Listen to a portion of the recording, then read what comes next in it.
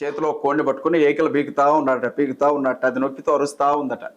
జనాలందరూ చూస్తూ ఉన్నారట.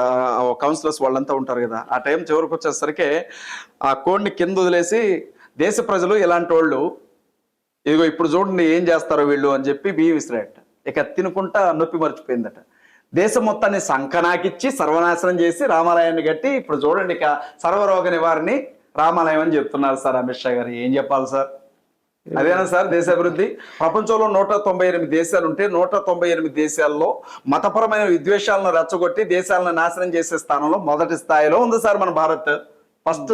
ఫస్ట్ స్థాయిలో ఉంది. 11 ఏళ్ల భారతీయ జనతా పార్టీలో గోవులను మాతలుగా పిలుస్తాం, గోమాత అని అంటాం. అలాంటి గోమాతల్ని చంపి ఎక్స్పోర్ట్ చేసే బీఫ్ బిజినెస్ లో ఇండియా ఫస్ట్ స్థాయిలో ఉంది. ఎలా సాధ్యం సార్? సెంట్రల్ గవర్నమెంట్ లో మీరే ఉన్నారు కదా, ఎట్లా సాధ్యం అండి? అవి ఎవరిని ఎత్తిన పెడుతున్నారు సార్? పూలు, జెండాలో పువ్వు ఉంది కదా అని అందరి చెవుల్లో పూలు పెడతామంటే ఎట్లా చూస్తాం సార్?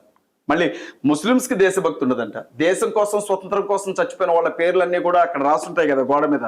హిందువుల పేర్లు ఎన్ని ఉన్నాయో చూడండి. నేను ఇప్పుడు సూటిగా మిమ్మల్ని ప్రశ్న అడుగుతున్నాను సార్. క్రిస్టియానిటీ భారతదేశానికి ఎంతో చేసింది, ఇస్లాం భారతదేశానికి ఎంతో చేస్తుంది, దళితుల రక్తం భారతదేశంలో ఉంది.